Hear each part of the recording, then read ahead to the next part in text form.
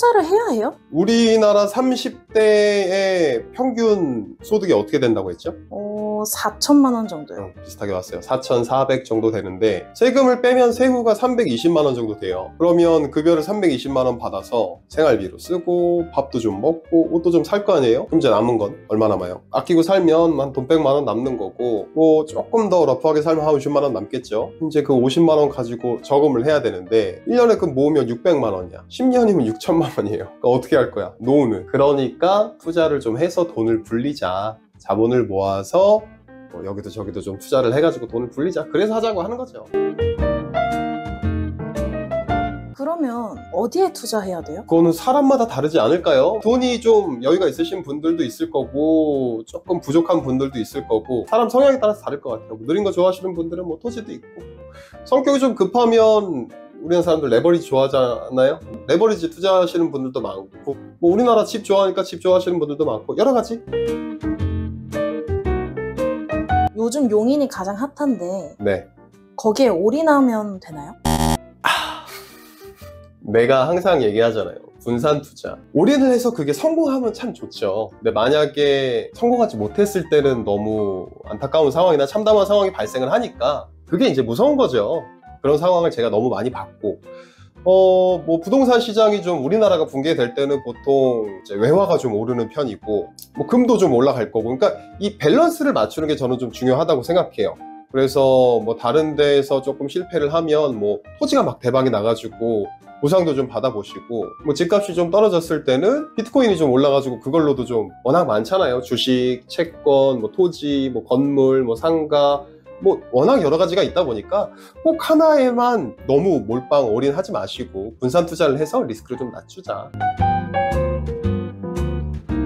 그럼 선생님은 어디 투자하셨어요? 나는 부동산 계통에 있다 보니까 아무래도 지금은 주택 빌딩도 있고 오피스텔 월세 받는 거, 뭐 아파트 월세 받는 거, 뭐 그런 거 몇 개 있고, 뭐 땅도 좀 있고, 뭐 금도 좀 있어요. 그리고 비트코인도 좀 뭐 했고 여러 가지.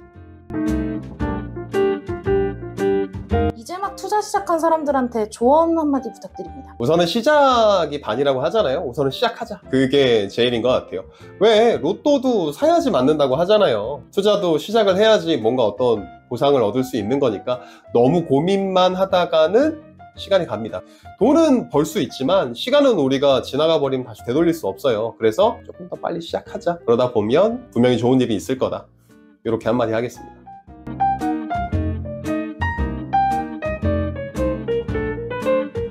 제가 이제 취급하는 매물이 여러분한테 좀 제공을 저렴하게 할 수 있는 거, 시세보다 낮게 이제 드릴 수 있는 거를 제가 취급을 하지 않습니까? 뭐 상가, 아파트, 뭐 건물, 뭐 땅, 뭐 가리지 않고 다 하는데, 그 중에서 이 토지가 조금 특별한 게, 땅을 제가 이만큼 가지고 오면 이거를 퍼센티지로 제가 잘라서 판매를 하거든요. 뭐 9명한테 땅을 제가 잘라서 판다고 예를 들어보겠습니다. 도로가 만약에 이쪽으로 난다고 해보실게요. 여긴 도로가 없어요. 이쪽을 맹지라고 합니다. 맹지. 그러니까 도로가 없는 길을 통상 맹지라고 하는데, 그러면 똑같은 가격을 내고 9명이 땅을 샀어요. 누가 이거 가지려고 할까요? 아무도 없습니다. 전부 다 이쪽 땅을 가지고 싶어 하죠. 저는 이 맹점, 이게 공동등기거든요. 이 공동등기를 저는 진행을 아예 하지 않습니다. 그러니까 이제 아파트 같은 경우도 부부끼리 공동명의 하시는 경우 있으시잖아요. 이혼을 하시는 경우에 그 아파트를 만드는데 자금을 누가 더 기여를 많이 했느냐, 기여도를 뽑아가지고 소송 같은 거 이제 하시죠. 뭐 조정을 하시거나. 이것도 마찬가지입니다. 공동등기로 이게 진행이 되면 나는 이 땅을 샀지 이걸 안 샀다고 소송을 하게 돼요. 공동등기는 이거 하라고 하지도 않고 하고 싶지도 않고 하신다고 하더라도 말릴 겁니다. 그러니까 우리나라에서 실존하는 건물은 모두 대지 지분이라는 게 있습니다. 지분이 뭡니까? 이 땅지자가 아니에요. 그러니까 주식도 뭐 대주주 해가지고 주식을 갖고 있는 지분을 얘기하잖아요. 회사에 대한 지분을 가장 많이 갖고 있는 사람이 대주주고, 그 다음이 뭐 차대주주고, 뭐 이런 식으로 이제 얘기를 하는데, 대지를 저랑 PD님이랑 둘이 사는데 뭐 이렇게 도로가 이쪽에 난다 그러면 이렇게가 아니고 반대쪽으로 잘라가지고 이쪽 양쪽으로 가지면 너무 좋겠죠. 근데 사람이 그런가요? 아니죠. 누구나 다 이쪽 땅을 가지려고 하죠. 그러니까 이제 소송을 하는 거고. 그런데 저희는 이거를 살 때 50대 50 지분으로 나눈 겁니다.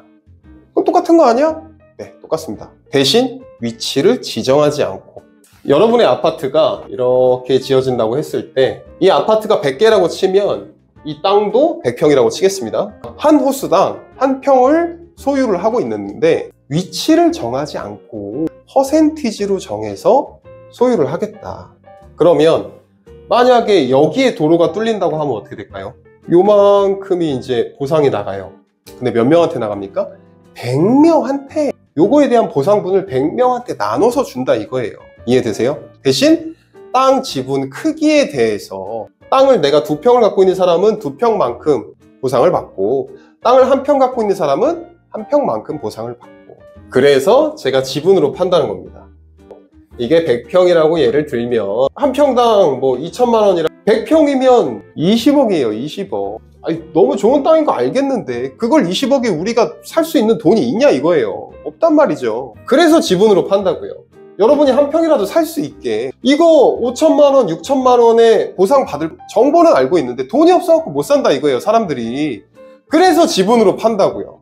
조금이라도 할 수 있게, 할 수라도 있게. 답답합니다. 답답해. 이해가 되시나요?